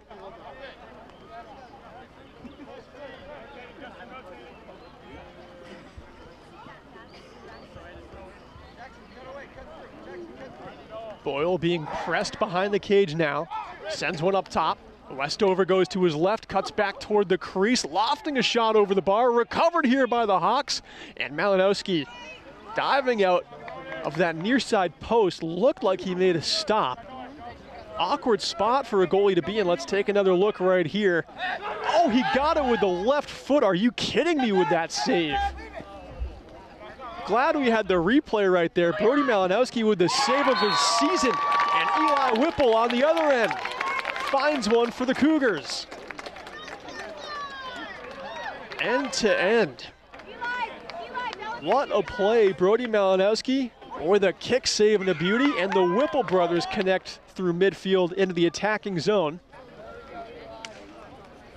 And that was a crisp play coast to coast for the Cougars. There's 5:24 left in this game. It could be too little too late. But that's one of those plays you want to look at on film. Just how quickly did we get it going? The Cougars with some lightning quick attack on the last one. And you can see now the rain is pouring down. Just over 5 minutes left in this game. These two teams are expected to play through it. But that turf is going to be very slick the rest of the way. On the run, it is Rosenholm. He'll bounce one down to the goal line. Bus bobbles the pass, he picks it up.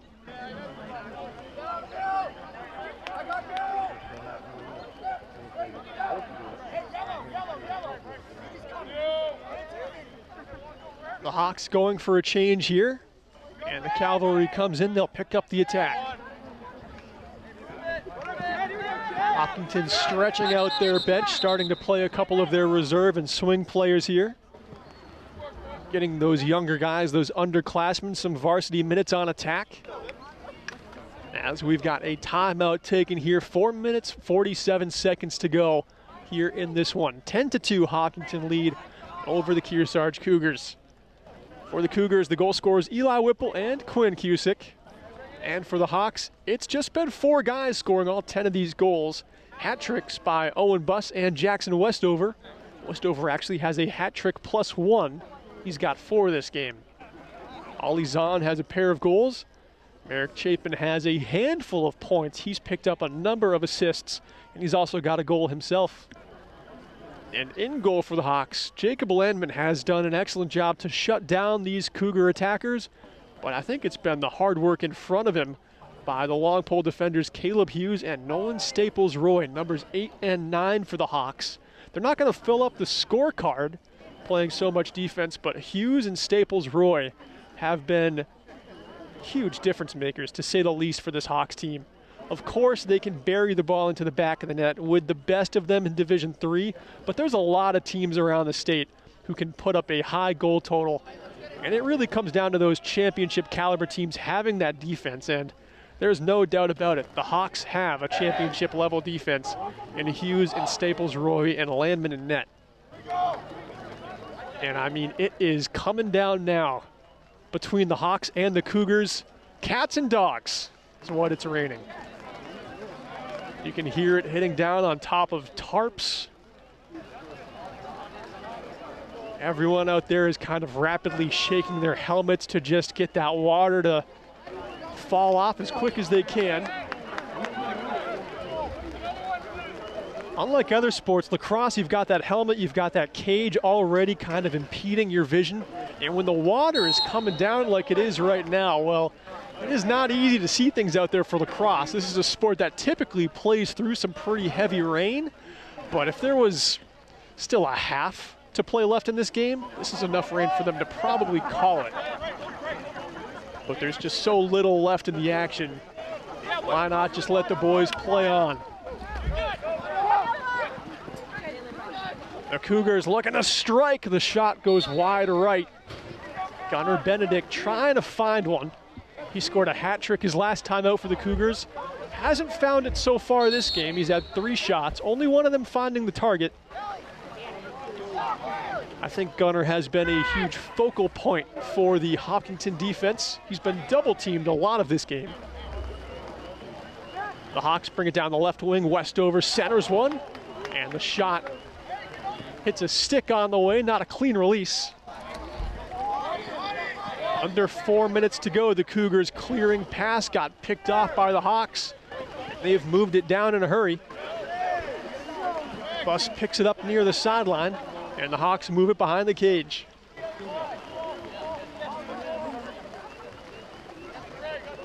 To the top of the zone they go. Farrell and Boyle. Poked and prodded, he backs up and passes it over to Will Donahue. Donahue has gone on a couple aggressive runs this game, and it finally pays off. Will Donahue puts his name on the scorecard, his first of the game. And this was a beauty, gets his defender in isolation and takes on the duel.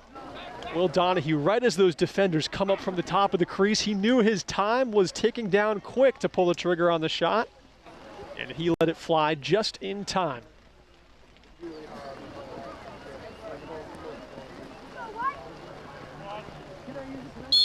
.325 to go as the next draw gets brushed forward by the Hawks. Scooped up by Nolan Lindstad. And I think it might have been an offside zone entry there from the Hawks. Our official quick to reset it right at the zone line. Reagan Kinzer takes it right into the triple team before backing off. That shot goes wide. Benedict trying to find it. He might have been able to hear it. Just right as he let that shot go, Nolan Staples-Roy was able to get his stick just to make contact with Benedict's. Didn't let that shot get a clean release. Long stretch pass through midfield. Noah Whipple picks it off. He'll skip one forward. That one should get over the sideline, and it does. Hopkinton ball coming out. Hey, get open for him. So how those rules kind of change, it's only first to the ball when it's over the baseline. If it's over the sideline like that, then the team that sent it out of bounds does not get it back, even if they're the first to it. 2.5 to go before these teams can dry off. That shot bounces wide. It's behind the Cougar cage. The grounder scooped up by the Hawks. Trying to set their feet on attack. The turf's so slick, it's not making it easy. Westover goes up top, and now it is Zahn. Get him, Zach. Fast movement here as the Hawks pick up the pace.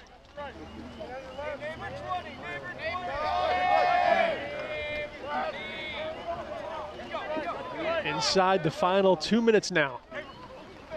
And here come the Hawks with the drive. That one goes off the left post. Malinowski might have gotten a piece of it with that right leg before it hit the post. The rebound kicked out pretty favorably for the Hawks. But over the sideline it goes. It'll be a Cougar ball coming out. Maybe time for 1 or 2 more goals for the Cougars. A consolation prize is what they're hoping to get. The Hawks certainly will be in the win column again after this one. But no quit in these Cougars as it's taken down. A heavy check absorbed there by Will Spanos.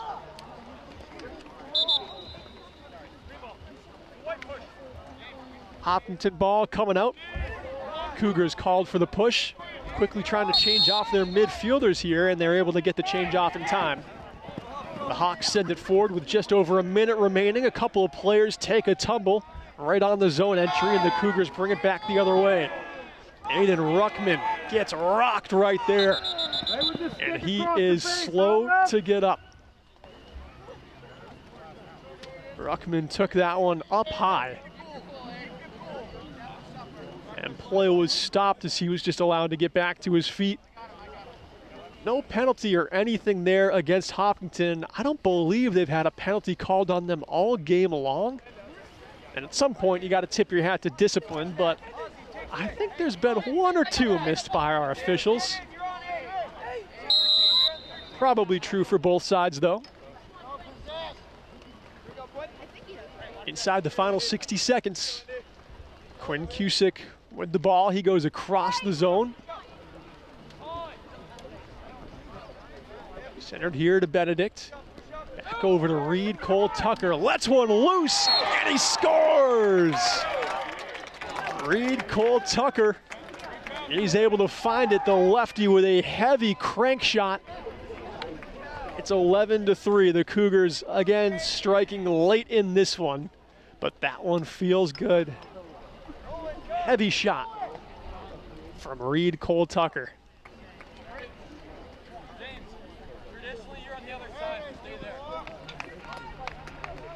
Only 38 seconds of life left in regulation here as we get ready for what could very well be the last draw of this one between Rosenholm and Cusick.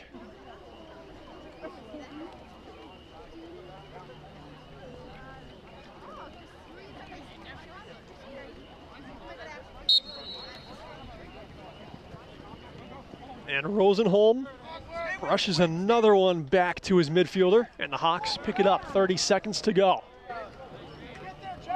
And the Hawks are hustling.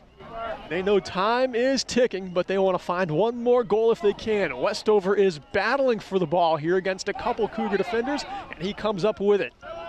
On the goal line, Owen Buss to the top of the crease, shoots, and it's wide right. 10 seconds to go. The Hawks scampering after this one, looking for the reset.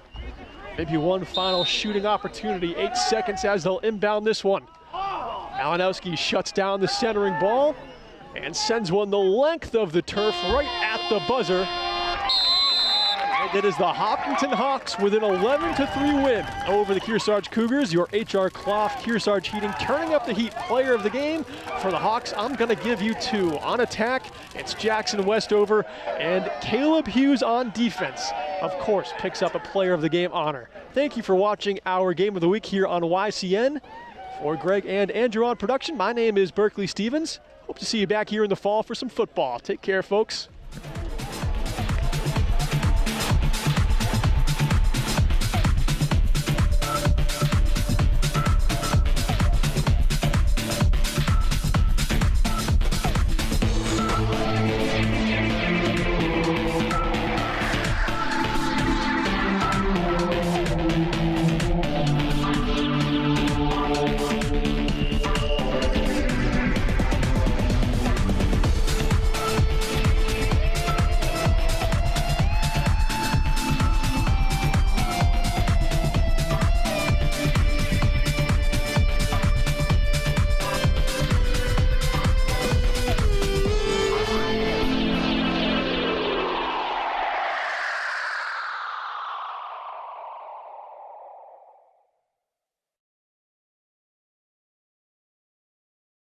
Welcome back to Yankee Chronicle. I'm your host, Abby Peel, and we're talking about the Black Fly Open at the Lake Sunapee Country Club, the annual golf tournament of the Lake Sunapee Chamber of Commerce. And I'm now joined by one of the, I say lead, how about that? One of the organizers of the event. Sounds Hi, Tom. Good morning. How Did are I just you? give you a promotion? Yes, you did. Okay, good. Right. I like to do that on this show. Tell us about the Black Fly Open. First of all, I can't believe it's time again for the Black Fly Open. It always sneaks up on us. It's amazing how fast the year goes by. know. And we have been diligently working on this for months now. While there's still snow on the ground, Yeah. that's when the boots hit the ground and we're off running, Yes. looking for sponsors and just putting this event together. Tell us about the Black Fly Open. How did it start? I'm sure it's some big annual number that can't believe it. I don't know the actual year that it started. It's been going on for many years now, and it was started as a fundraiser, which it still is, for the Lake Sunapee Region Chamber of Commerce, and the proceeds from this help to cover our annual expenses that we have, just to help organize the events that we put on through the chamber. And we know a lot because we check in with Ashley regularly. There's so much that goes on through the chamber and needs support and help all the time. It really does, yeah. So the whole idea of the Chamber of Commerce is to encourage and promote commerce and enhance quality of life in our area. The chamber is an umbrella over 7 towns in our beautiful Lake Sunapee region here, and that's a big ask for just a small group of people. You're so right. So, good point. So we have a lot of expenses that need to be covered over the year. Amazing. So let's go through the who, what, where, when.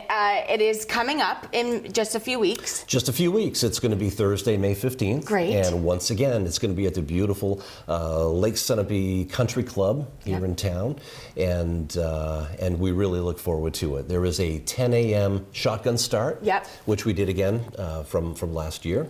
And we always encourage players to get there early, 8:30, 9 o'clock. Sure. Just polish the clubs up, yeah. Get yourself organized, get a cart. And just have fun. We hope it's a nice day. There are still some spots available for both players and sponsorships. Talk about that. Yeah, yep. So we're always looking for sponsorships. Again, it is a fundraiser for us, and we always encourage people to help us out. Well, there's a fair amount of advertising yes. for you that goes into your sponsorship. And the same with the player roster. We're always looking to maximize the spaces that we have out on the course, and to be all in with your player cost. Again, it really helps us out. Sure. And for someone watching, it can be a single person or a team of 4. Absolutely. Yep. Amazing. And we just want to shout out to our Albatross sponsors this year. So we have, once again, we have North Cape Design, yes, Mount Sunapee Resort. We also have Ragged Mountain Resort, Pella Windows and Doors, Charles Schwab, and also Mountainside Golf Outfitters. Oh, so nice. we can't thank them enough for their sponsorship, and they get a plethora of advertising out there, whether it's social media or print or even just advertising on the course itself. Amazing. Yeah. And talk about that good hole-in-one prize. Is there something good this year? We have a lot of prizes out there. We have. I'm going to start out with a lot of cash prizes. Okay. So cash prizes. We do have some raffle events. There was a poker raffle. There's a poker chip raffle out there where you can win a hefty cash prize. Love it. There are other prizes out there for men's and women's long drive. There was also a closest to the pin in 2 hits out there. So some good prizes there. And of course, big cash prize for any hole-in-one on any of the par 3s on the course. And you said it's been a while since someone's done it. Yeah, so. absolutely. Yeah. We've had a number of individuals come close, and I say close, within 10 inches or so. How do you sleep at night? Oh, I tell you, it'd be wonderful. What could have been? Yeah. And talk about the 19th hole. There'll be some sort of reception after? Yeah, so at the what we're doing different this year is we're doing a 19th hole event. Fun. So, go out there, play hard, have a lot of fun, and when you have reached the end of your game, join everybody at the 19th hole for some cocktails and conversation. Yeah. Share your stories, both good and bad. Yes. And really join us for some excellent food. Amazing. At the country club. So it's coming up May 15th. There's still some room for sponsorships and teams or players, and people should join the Chamber website to find more information. And jump right on the website. There is a sponsorship level out there for any pocketbook, any business out there. Yeah, it's a great thing to support. And one of the new events that we have this year is actually a parade of sponsors. Yes. And so we have a flag from last year, but what we are going to do is have a parade of sponsors where you can sponsor a flag just like this, and we are going to display it around the very first hole. For a little bit of advertising from you. It's also a keepsake, so at the very end of the event, you can bring it with you. You can display it in your home or in your business, and just think about the event and the fun time that you have. Yeah, what a great thing to have. So more information on the Chamber website for everybody, sponsorships and players. That's the go-to spot. Tom, thanks so much for the whole overview, and have a great day at the Black Fly Open. Appreciate your time. Thank you. LSPA's mission is devoted to the environmental quality of the Lake Sunapee watershed. It's been around for 125 years. A lot has happened in that time, but the original mission statement is as relevant now as it was back then, which is rather amazing. What is a watershed? A watershed is an area within which all the water flows down to a basin. And so if you think of it in those simplified terms, watershed is kind of easy to understand. There are 6 towns in the Lake Sunapee watershed. The best way to visualize the watershed is to go to LSPA in Sunapee Harbor and look at the table that shows you exactly what a watershed is, and has features and functions to allow you to understand how the water runs in from different areas, the streams, sunken ships. It's really quite fascinating, and I'd encourage you, if you go, bring your kids to operate the table and bring your neighbors. It's really, really impressive. It's about 47 square miles. in size, and it includes 13 lakes and ponds in those 6 towns. So the LSPA as an organization is focused on that watershed, and I'd go a little further and say not just the watershed, but the towns in the watershed, because the practices are going to be the same regardless of whether something is on one side of a line or another. The Watershed Committee, which is made up of volunteers and a few staff members of LSPA, but primarily volunteers of a very diverse group of individuals from the watershed. They're not all from Sunapee, not all from New London. They're out in Springfield and Sutton and elsewhere, but it's a diverse group. Many of whom were not involved in environmental causes before coming to the area and learning about what's important up here. And the Watershed Committee's charge is to move the LSPA Watershed Management Plan objectives forward. So to identify the tasks that should be priorities and to implement those tasks. So we got together with the committee and we identified 2 things that we should focus on. One of them was enforcement of existing zoning ordinances in some of the waterfront towns, New London, Sunapee, and Newbury to start with. And the other was to provide a public awareness campaign, because one of the most important things to change the trend of declining water quality in our watershed is to have individual behaviors change. If we don't do that, then our water's really in trouble. Some of the causes of water quality decline have to do with things like phosphorus and salt and other substances running off into the lake. For instance, 80% of the phosphorus that runs into lakes and ponds is due to human activity. Things like construction, things like fertilizer on lawns, septic systems that aren't maintained, all create runoff of phosphorus into the lakes. What happens when there's excess phosphorus in a lake or a pond is you get cyanobacteria blooms, which is a toxic bloom that is harmful to people and to animals, and it can ruin lakes and ponds, make them unusable. And if lakes and ponds are unusable, not only do you not have the ability to enjoy the water, you have a problem with economic impact. The value of property is directly related to how clean water is. And so we're hoping that with the public awareness campaign, if people aren't just concerned about the environmental quality of the water, we hope that they're concerned about the economic aspect that directly affects everybody. The economic value of an area is primarily reliant on the tax base of property, and it's property in the whole town. And so if you don't have the tax base there, you're not going to have the services, you're not going to have schools, and your property value is going to go in a downward direction pretty quickly. So there's a number of things that individuals can do to help preserve the quality of water in our watershed. Eliminate the use of phosphorus-free fertilizer.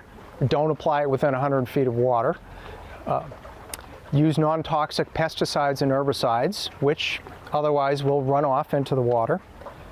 Pick up after your pet.